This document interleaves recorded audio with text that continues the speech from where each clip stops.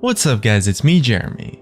It's no secret that League of Legends is not a perfect game, but among all of the bugs and missteps that take place, there's a lot of quality of life inconsistencies that are really underappreciated on the list of things that should be improved about this game.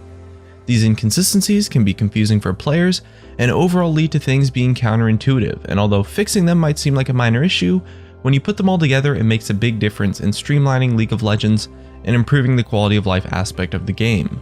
I know there's a couple rioters who watch my videos, so in this video today that was inspired by Disguised Toast who did a similar thing for Hearthstone, I'm going to be pointing out all of the major inconsistencies that we came up with that exist in League of Legends mechanics, and I'm going to do my best to see if we can maybe get them fixed. As well, I've partnered up with ProGuides.com for the editing on this video. They recently released a new service that allows you to ask questions to higher ranked players and get a reply within under a single minute, which is pretty sweet. And they have a free trial that gets you full access, so you don't have to take it from me, you can decide for yourself if you like it or not. Anyways, let's get started. Our first mechanic that we have is execution indicators. When you play Cho'Gath, Zed, or build Duskblade of Drakthar, there's an indicator that will show up on your opponent when your ultimate, or in Duskblade's case the passive proc, will successfully kill the target. This is an awesome mechanic that makes those characters and that item a lot more intuitive, and make it so that it's a lot more difficult to accidentally let someone live with a sliver of HP left. It's awesome that Cho'Gath, Zed, and Duskblade have this execution indicator, but Garen's ultimate, Demacian Justice, deserves to have a similar execution indicator too. As well, Darius' ultimate, Noxian Guillotine, deserves to have a similar execution indicator as well. On big powerful ultimates that are supposed to be used as an execution, especially in Garen's case since he has such a big missing HP scaling component to his ultimate, and Darius who has the cooldown reset aspect, these execution indicators on their ultimates would make those characters a lot more intuitive to play and would add a nice quality of life change to their gameplay. The next mechanic we have are stacking indicators. Both Nasus and Cho'Gath have an indicator on their buff bars that detail how many stacks of Nasus' Siphoning Strike or Cho'Gath's Feast respectively that you currently have. It's a nice mechanic that makes it easy and streamlined to see how many stacks you have, but a similar stacking component should exist on Sion's Soul Furnace passive to show how much HP he has gained using the effect. It should also take place on Veigar's Baleful Strike, however that's going to happen once the Mage update goes live, so props to Riot on that one. What's more though is that this type of mechanic should exist on the Bounty Hunter Mastery to dictate how many unique enemies you have killed. Kindred's Bounty Hunter passive has a similar indicator, and it would make sense for this buff bar indicator to also take place on the Bounty Hunter Mastery.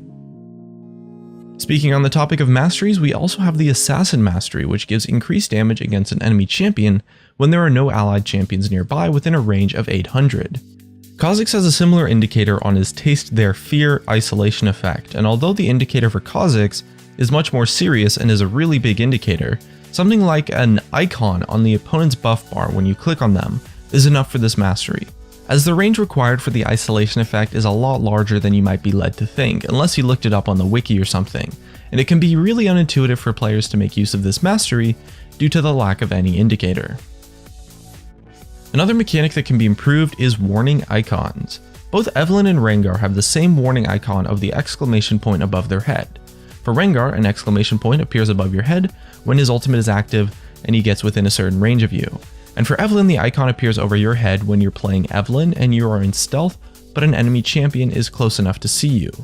If you are playing as Evelynn and an enemy Rengar uses his ultimate and prepares to jump in on you, if you're close enough to a different opponent to proc the exclamation mark from your passive, you have no way whatsoever to tell that a Rengar is about to come out of stealth and assassinate you, thus removing a core counterplay mechanic that exists when playing against Rengar.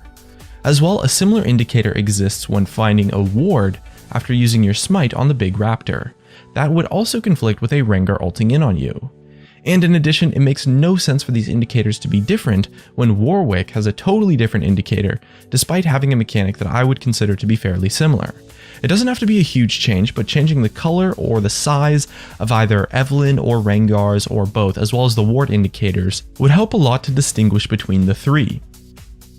Another mechanic that we have is range indicators. Twitch has an awesome range indicator on his Expunge that really helps you make sure that a target you applied your poison to is in range when you cast your Expunge, to make sure that you actually do land it on an enemy champion instead of just some minions because they happen to be out of range. This indicator is awesome, and a similar indicator should exist within Callista, who has a passive and an ability, her Rend, that functions mechanically in an extremely similar way to Expunge. Callista is the most obvious example of that, but there's a lot of other abilities too that deserve to have a similar range indicator on them as well. Sejuani's Permafrost, her E, should have a similar range indicator to know if you're in range after applying frost on a target. As well, Kennen's passive Mark of the Storm, when comboed with his W, Electrical Surge, should have a similar range indicator to know if you're able to hit your opponent. These are all abilities that often hit minions, since they can be applied via an area of effect spell, so a lot of the time you might be able to activate the ability, but because you didn't know your opponent was out of range, you end up hitting only minions, and a range indicator would be a nice addition to those champions. As well, in a similar notion of range indicators, Morgana's ultimate has a range indicator on the second proc taking place, and it's a great thing to have for counterplay to ensure that you never try to flash away from Morgana, but end up still being in range anyway because you just didn't know the range of the ability. It's a solid mechanic and is one that should definitely exist on LeBlanc's ethereal chains, who interact with its target in the exact same way that Morgana's ultimate does. And in addition to LeBlanc's E, there's also Karma's Focused Resolve, her W, that has the same interaction as well, and deserves to be given the same range indicator. Flashing away from a chain, but then somehow still being in range of it because you underestimated the range is a frustrating thing that occurs, and the range indicators are nice to have to prevent that from happening. As well, on top of that, we have auto attack proc indicators. This started as a thing on Yasuo's Sweeping Blade to show as an indicator as to when you would be able to cast it again on the same target. After that, a similar indicator was added to Nautilus with his passive and Udyr with his Bear Stance, and it's a really awesome thing to have in a champion to show when you can reapply your ability on them. A similar indicator should exist on Jarvan IV with his passive to make it more clear when you will get that bonus damage on a target once again. This is especially confusing since the tooltip of Jarvan's passive actually reads, "This effect cannot occur on the same target more than once every few seconds." But in actuality, the cooldown is 10, 8, or 6 seconds based on your level, all of which are a lot longer than once every few seconds.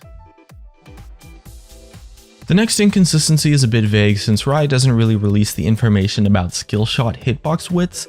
The only time we get information is when we see a nerf or a buff to a skill shot width in the patch notes.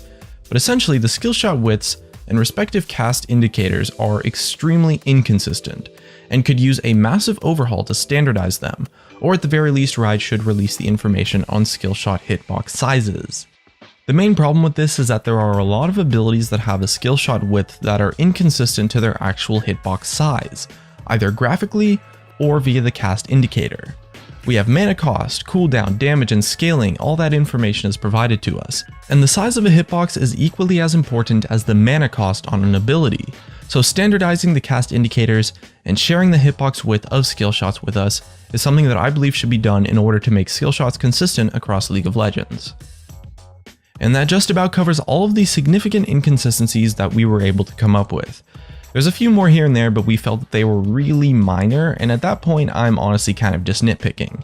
I'm sorry if this video topic wasn't as interesting as some of my others, but it was one that I felt was really important to make, because honestly, I'm about just as, if not more, invested in League of Legends being a successful game than the employees at Riot Games are, and I wanted to do my best to help improve the game without bringing in any personal bias or things that others might disagree with. All of these things are quality of life improvements that I see as having little to no negative downsides to existing.